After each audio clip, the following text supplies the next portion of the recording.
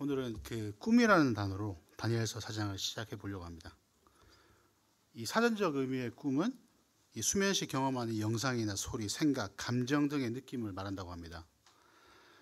이 꿈은 그 렘 수면이라는 거하고 이렇게 깊은 관련이 있다고 하는데, 렘 수면은 이 수면 시의 빠른 안구 운동과 뇌의 활발한 활동이 이루어지는 수면 상태를 말한다고 합니다.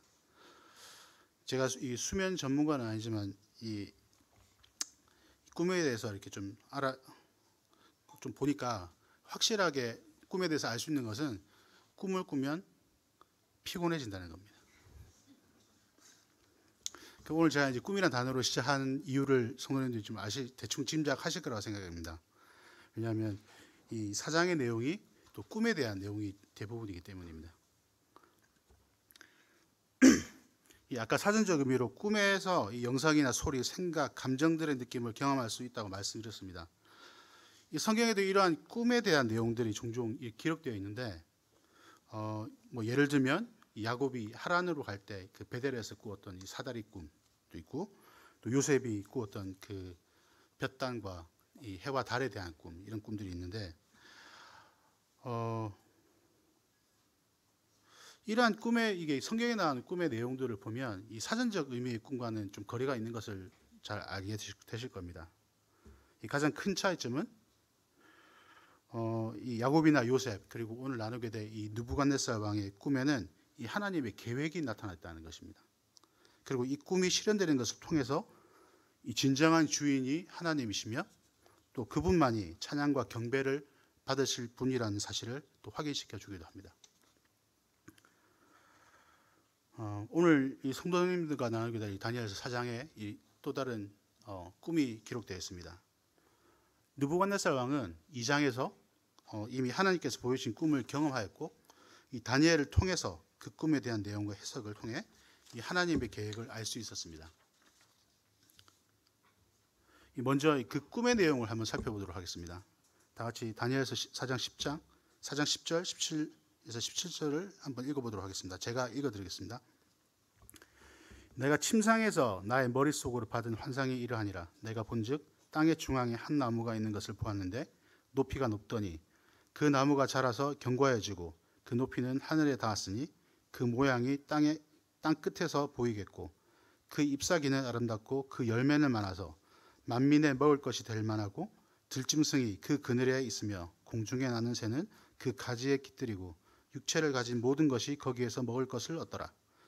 내가 침상에서 머릿속으로 받은 환상 가운데 또 본즉 한 순찰자 한 거룩한 자가 하늘에서 내려왔는데 그가 소리질러 이처럼 이르기를 그 나무를 베고 그 가지를 자르고 그 잎사귀를 떨고 그 열매를 해치고 짐승들을 그 아래에서 떠나게 하고 새들을 그 가지에서 쫓아내라. 그러나 그 뿌리의 그루터기를 땅에 남겨두고 새와 노줄로 동이고 그것을 들풀 가운데에 두어라. 그것이 하늘 이슬에 젖고 땅의 풀 가운데에서 짐승과 더불어 제 몫을 얻으리라. 또 그 마음은 변하여 사람의 마음 같지 아니하고 짐승의 마음을 받아 7대를 지내리라. 이는 순찰자들의 명령대로요 거룩한 자들의 말대로이니 지극히 높으신 이가 사람의 나라를 다스리시며 자기의 뜻대로 그것을 누구에게든 주시며 또 지극히 천한 자를 그 위에 세우시는 줄을 사람이 알게 하려 함이라 하였느니라. 방금 읽어드린 것이 이 느부갓네살의 두 번째 꿈의 내용입니다. 이 꿈에서 저희가 주목해야 될 것이 몇 가지가 있는데, 첫 번째는 그 나무입니다. 이 나무는 그 22절에 기록된 것처럼 바로 느부갓네살 왕을 의미합니다. 이 나무가 하늘에 닿을 만큼 커지고 또 그 아름다운 잎사귀와 열매가 많아 들짐승과 새를 포함한 모든 것이 이 먹을 것을 이 나무에서 얻을 만큼 왕의 권세가 엄청나다는 것을 의미한다고 기록되어 있습니다. 이어지는 장면은 한 순찰자가 이 하늘에서 내려와서 나무를 베어 없애라 명하였고 또 그루터기만 남게 되어 7대를 지내게 된 것인데, 이는 곧 느부갓네살 왕에게 일어날 일에 대한 것이었습니다. 이 그루터기를 남겨두었다는 것은 이 하나님께서 벌하시기는 하셨지만 완전히 멸하시지는 않으시고 회복시키겠다는 것을 의미합니다. 느부갓네살 왕은 그 꿈대로 쫓겨나서 이 소처럼 풀을 뜯고 짐승처럼 7년이라는 시간을 보내게 됩니다. 그리고 이 7대를 지난 후에 다시 잃었던 인간의 총명이 되돌아와서 다시 왕위에 복귀하게 됩니다. 여기까지가 이 느부갓네살 왕의 꿈과 그 해석에 대한 내용입니다. 아마 아시는 분은 아실 텐데 이 다니엘에 나와 있는 이 예언들은 이 요한계시록에 기록된 말세에 일어날 일들과 연결된다는 사실을 알고 계실 것입니다. 하지만 저는 오늘 이 꿈에 대한 이 직접적인 내용보다는 다니엘 4장 안에 있는 하나님에 대해서 좀 나눠보고자 합니다. 사실 이 느부갓네살 왕은 이 선한 왕이 아닙니다. 기록에 따르면 예루살렘을 정복한 이 느부갓네살은 당시 유다 왕이었던 이 시드기야의 이 눈을 뽑아서 소경으로 만들었고 그의 아들들을 다 죽였다고 합니다. 그리고 이 성전을 파괴하고 성전의 물건과 이 사람들을 이 바빌론으로 끌고 갔습니다. 이런 악한 왕에게 하나님께서는 꿈을 통해서 앞으로 일어날 일들에 대해서 알려주셨습니다. 이 느부갓네살은 2장에서 아무도 알지 못하고 뜻도 모르는 그 꿈에 대한 내용과 해석을 이 다니엘을 통해서 들었고 그 일이 하나님께서 알게 하셨다는 사실을 알게 되었습니다. 그리고 이제 이런 고백을 하였습니다. 다니엘서 2장 27절 이 왕이 대답하여 다니엘에게 이르되 너희 하나님은 참으로 모든 신들의 신이시요 모든 왕의 주되시로다. 내가 능히 이 은밀한 것을 나타내었으니 내 하나님은 또 은밀한 것을 나타내는 이시로다. 그 이후로 얼마의 시간이 지났는지는 모르겠지만 이 느부갓네살 왕은 이어지는 3장에서 금신상을 만들고 모든 백성들과 나라를 그 금신상에 절하게 합니다. 이로 인해서 이 절하지 않은 이 사드락, 메삭, 아벳느고는 이 풀무불에 던져졌지만 이 하나님께서 그들과 함께 계셨고 그들은 전혀 해를 당하지 않았습니다. 그리고 그 직후에 느부갓네살 왕은 이렇게 또 고백을 합니다. 이 느부갓네살이 말하여 다니엘서 3장 28절입니다. 느부갓네살이 말하여 이르되 사드락과 메삭과 아벳느고의 하나님을 찬송할지로다. 그가 그의 천사를 보내사 자기를 의뢰하고 그들의 몸을 바쳐 왕의 명령을 거역하고 그 하나님 밖에는 다른 신을 섬기지 아니하며 그에게 절하지 아니한 종들을 구원하셨도다. 그리고 오늘 이 4장에서 이 꿈대로 이 7년이라는 시간을 짐승처럼 보낸 후에 그는 드디어 하늘을 보게 되었고 그의 총명을 되찾았습니다. 그리고 그는 이런 고백을 합니다. 이에 내가 지극히 높으신 이에게 감사하며 영생하시는 이를 찬양하고 경배하였나니 그 권세는 영원한 권세요 그 나라는 대대에 이르리로다. 땅의 모든 사람들을 없는 것 같이 여기시며 하늘의 군대에게든지 땅의 사람에게든지 그는 자기 뜻대로 행하시나니 그의 손을 금하든지 혹시 이러기를 내가 무엇을 하느냐고 할 자가 아무도 없도다. 그때에 내 총명이 내게로 돌아왔고 또 내 나라의 영광에 대하여도 내 위엄과 광명이 내게로 돌아왔고 또 나의 모사들과 관원들이 내게 찾아오니 내가 내 나라에서 다시 세움을 받고 또 지극한 위세가 내게 더하였느니라. 그러므로 지금 나 느부갓네살은 하늘의 왕을 찬양하며 칭송하며 경배하노니 그의 일이 다 진실하고 그의 행하심이 의로우심으로 교만하게 행하는 자를 그가 능히 낮추심이라. 이 다니엘서 4장 34절에서 37절까지의 말씀입니다. 이 4장까지 진행이 되면서 이 느부갓네살은 벌써 이 3번이나 하나님이 어떠한 분이신지를 경험하였습니다. 이러한 과정을 거치면서 하나님에 대한 그의 인식은 점차 변해가는 것을 볼 수 있습니다. 이 처음 그의 꿈을 이 다니엘이 말하고 또 해석을 알게 했을 때 그는 너의 하나님이라는 호칭을 쓰면서 이 하나님을 참 신중에 신이라고 높였습니다. 그리고 이 사드락, 메삭, 아벳느고가 풀무불 속에서 전혀 해가 없었을 때 그는 또 그들의 하나님을 찬송하였습니다. 그리고 오늘 4장에서 7년간의 이 짐승 같은 시간을 보낸 후에 총명이 돌아온 그는 지극히 높으신 이라는 표현으로 하나님을 찬양하고 이 경배하는 모습을 보였습니다.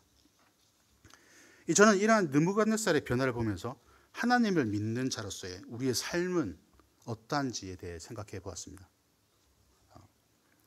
이 신앙의 연수가 더해지고 이 하나님의 말씀에 대한 지식이 더해지면 더해질수록 우리는 더 깊은 하나님의 교제 가운데로 나아가며 그 교제 가운데서 더 귀한 하나님의 은혜를 경험하고 또 하나님이 어떠한 분이신지를 경험하게 됩니다. 우리가 이 하나님의 통치권 아래에 있는 그분의 백성이라 할지라도 이러한 경험은 시간이 지난다고 해서 자연스럽게 이루어지지 않습니다. 우리가 하나님을 더 많이 알아가고 또 경험하기 위해서는 우리를 하나님께 드려야지만 가능한 일입니다. 우리의 마음을 하나님께 드려야 되고 우리의 시간을 또 하나님께 드려야 되고 때로는 우리의 물질을 하나님께 드려야 합니다. 그리고 가장 중요한 우리의 우선순위를 하나님께 드려야 합니다. 그리고 이미 선포되어진 하나님의 말씀에서 우리는 이 하나님께서 어떠한 모습으로 우리에게 다가오시며 우리를 만나 주신지를 발견하고 그 하나님의 성품을 배워가야 합니다. 그 과정 중에 우리는 이 하나님을 향한 우리의 자세를 고치게 되는 것입니다. 우리 믿음의 선배들의 하나님이 또 우리 부모님의 하나님이 서서히 나의 하나님으로 자리 잡게 되고 또 우리의 입을 통해 그분에 대해 찬양하고 또 경배하며 그분을 높이게 됩니다. 이것이 바로 우리의 예배인 것입니다. 이 다니엘 4장에서 또 우리가 하나 주목해야 될 부분은 바로 느부갓네살 왕을 통해서 나타내신 하나님의 섭리입니다. 이 하나님께서는 꿈을 통해서 또 다니엘을 통해서 이 느부갓네살의 미래를 보이시면서 경고하셨습니다. 27절을 보시면 그런즉 왕이여 내가 아뢰는 것을 받으시고 공의를 행함으로 죄를 사하고 가난한 자를 긍휼히 여김으로 죄악을 사하소서. 그리하시면 왕의 평안함이 혹시 장구하리이다 하니라. 이러한 경고에도 불구하고 1년이 지나서 느부갓네살은 그 하나님의 경고를 까맣게 잊었습니다. 이 30절을 보시면 나 왕이 말하여 이르되 이 큰 바벨론은 내가 능력과 권세로 건설하여 나의 도성으로 삼고 이것으로 내 위엄의 영광을 나타낸 것이 아니냐 하였더니 이미 하나님께서 느부갓네살의 미래를 보이셨고 또 다니엘이 왕을 권면했지만 그는 자신의 권력에 도취되어서 이 하나님의 경고를 까맣게 잊어버렸습니다. 그리고 바로 이어서 꿈이 현실화되어 느부갓네살은 7년 동안 들짐승 같은 삶을 살았습니다. 그리고 그 7년이 지났을 때 느부갓네살이 한 행동이 무엇인지 기억하십니까? 바로 이 하늘을 우러러 보았다는 것입니다. 그는 하늘을 보았고 그의 총명이 다시 돌아와 다시 이전의 모습으로 또 이전의 권력과 위세를 회복하게 되었습니다. 그가 회복되자마자 한 일이 무엇이었습니까? 그것은 바로 하나님께 대한 경배와 찬양이었습니다. 이 34절을 보시겠습니다. 그 기한이 참에 나 느부갓네살이 하늘을 우러러 보았더니 내 총명이 다시 내게로 돌아온지라. 이에 내가 지극히 높으신 이에게 감사하며 영생하시는 이를 찬양하고 경배하였나니 그 권세는 영원한 것이요 그 나라는 대대에 이르리로다. 우리가 여기서 기억해야 될 것이 있습니다. 첫 번째는 이 하나님은 바로 하나님의 자리에 하나님 외의 것을 두는 것을 결코 용납지 않으신다는 것입니다. 이 느부갓네살은 당대 최고의 권세와 위엄을 가진 왕이었습니다. 이 꿈의 내용처럼 그의 위엄이 땅끝까지 미칠 만큼 이 거대한 제국을 이루었습니다. 하지만 이 하나님의 경고에도 불구하고 이러한 위세에서 나오는 그의 교만함은 결국 그를 무너뜨렸습니다. 요 근래 우리는 이 우리나라 내부에서 또 주변국이나 이 세계적으로 이러한 비슷한 사례를 최근 들어 더 자주 경험하고 있습니다. 이 나라들마다 여건도 다르고 상황도 다르지만 그 중심에는 이 권력자들의 위선과 교만함이 또 이기적인 생각이 있습니다. 이러한 권력자들의 위선과 교만은 이 세상의 실제 주인이신 이 하나님과 그분의 섭리와는 전혀 다르게 흘러가고 있습니다.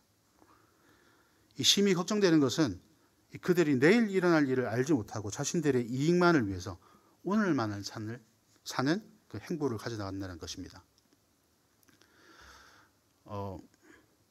난 오늘만 산다. 어디서 들어본 적 없으십니까? 그 유명한 영화의 한 주인공이 뱉은 대사입니다.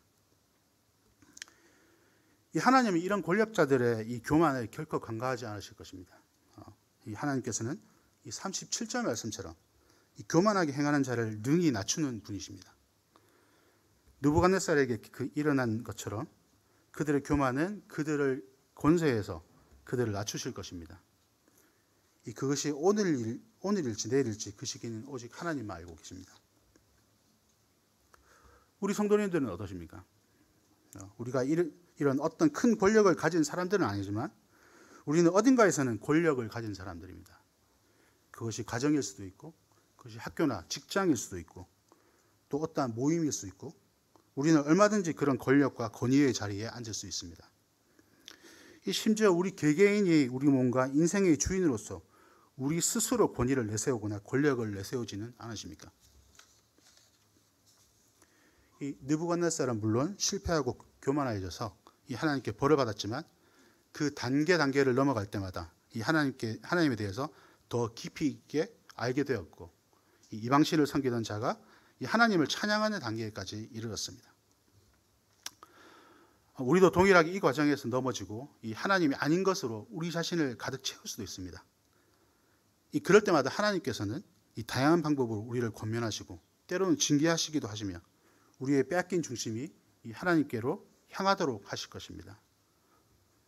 우리가 우리를 늘 돌아봐야 하는 이유가 바로 여기에 있는 것입니다. 우리는 항상 이런 교만함에 빠질 수 있는 사람들이기 때문입니다. 이 죄의 출발은 이 하나님이 아닌 나에게서부터 시작합니다.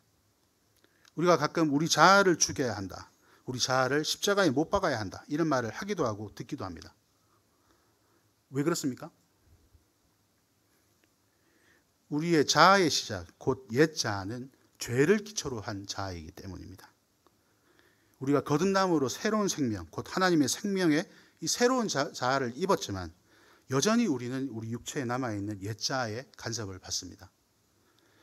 그 간섭의 영향력이 커지면 비록 이 새 생명의 자아를 입었다고 할지라도 우리는 그 옛 자아의 지배를 받을 수 있습니다.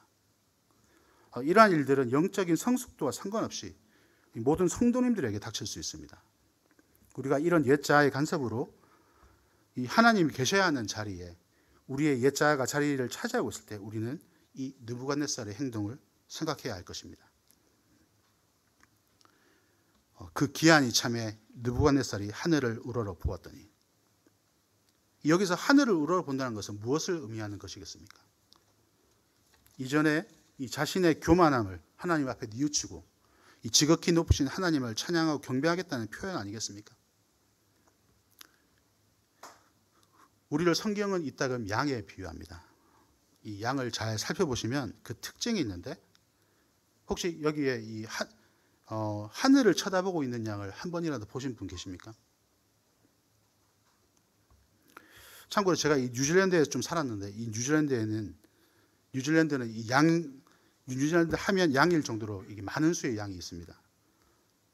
그래서 그러다 보니 제가 아무래도 성도님들보다는 양을 더 많이 관찰했을 거라 생각됩니다. 양은 일반적으로 앞만 보고 갑니다. 정확하게 말하면 땅만 보고 가는 거죠.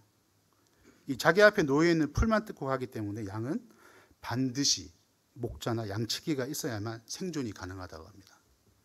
왜냐하면 양은 시력이 나쁜 데다가 이 방향 감각이 없는 동물이기 때문이라고 합니다. 그나마 다행인 거는 귀는 매우 밝아서 그 목자의 음성을 분별할 수 있어서 목자의 음성을 잘 따른다고 합니다.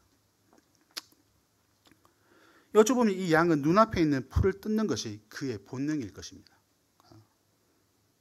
우리가 우리의 필요를 채우기 위해 이 땅에 놓인 것만 쫓아가는 것은 우리의 본능이며 자아일 것입니다.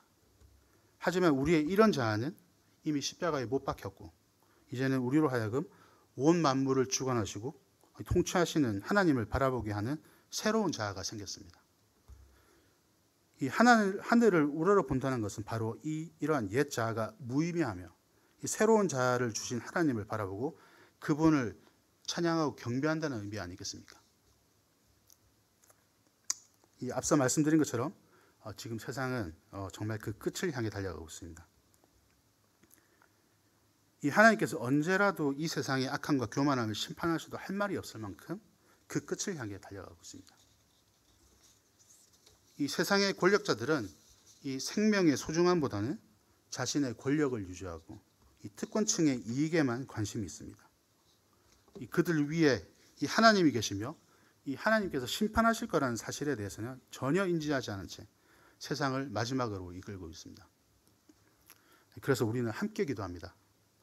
이러한 위정자들이 이런 하나님을 두려워하고 진리를 수호하고 추구하기를 기도합니다. 이 마지막으로 오늘 말씀을 통해서 우리가 기억해야 할 두 번째는 바로 하나님의 은혜입니다. 이 느부갓네살의 꿈을 통해서 하나님께서 그 나무를 쳐냈지만 이 그루터기를 남겨두셨고 그 그루터기를 쇠와 놋줄로 감싸서 그 나라의 근간은 남겨두셨습니다. 이는 하나님께서 느부갓네살에게 은혜를 베푸셔서 7년간의 징계를 받지만 그가 회복될 것임을 말씀하신 것입니다. 이것은 하나님의 은혜입니다. 유대인도 아닌 이방인이지만 이 하나님이 그에게 은혜를 베푸셨고 그 또한 베푸신 은혜의 감사함과 찬양과 경배로 하나님께 나아갔습니다. 이 하나님의 섭리는 결코 죄를 좌시하거나 타협하지 않으십니다. 하지만 하나님은 동일하게 은혜를 베푸시는 하나님이십니다. 이 어떤 사람들에게는 이러한 하나님의 은혜가 은혜로 여겨지지 않을지도 모르겠지만 최소한 저나 여러분에게는 이것이 하나님의 은혜입니다. 용서받지 못할 죄를 진 자에게 그 값을 묻지 않으시고 용서하시고 회복시키는 것, 이것이 바로 하나님의 은혜입니다. 이러한 하나님의 은혜에 감사드립니다. 말씀을 마치면서 저는 이 은혜라는 찬양을 함께 불렀으면 좋겠습니다. 이 찬양 함께 부르고 말씀 마치도록 하겠습니다.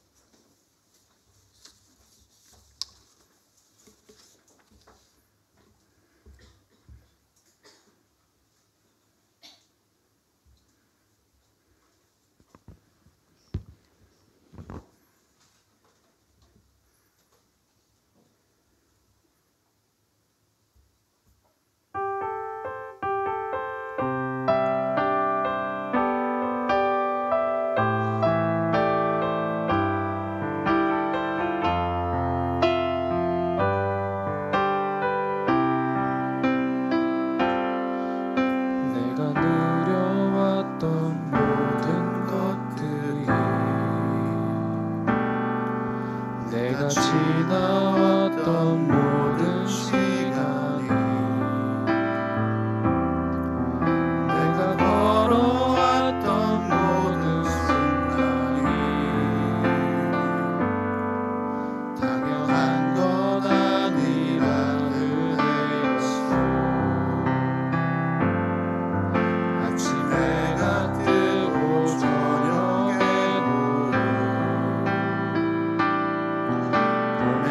꽃향기와 가을의 열매 변하는 계절의 모든 순간이 당연한 것 아니라 은혜였어. 모든 것이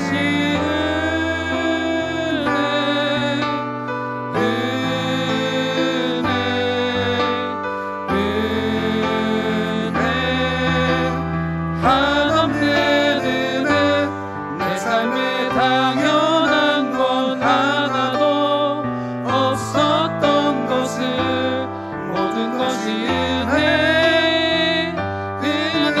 은혜였어. 내가 이 땅에 태어나 사는 것 어린아이 시절과 지금까지 숨을 쉬며 살며 꿈을 꾸는 삶 당연한 것 아니라 은혜였어. 내가 하나님의 자녀로 살며 오늘 찬양하고 예배하는 삶 복음을 전할 수 있는 축복이 당연한 것 아니라 은혜였어. 모든 것이 은혜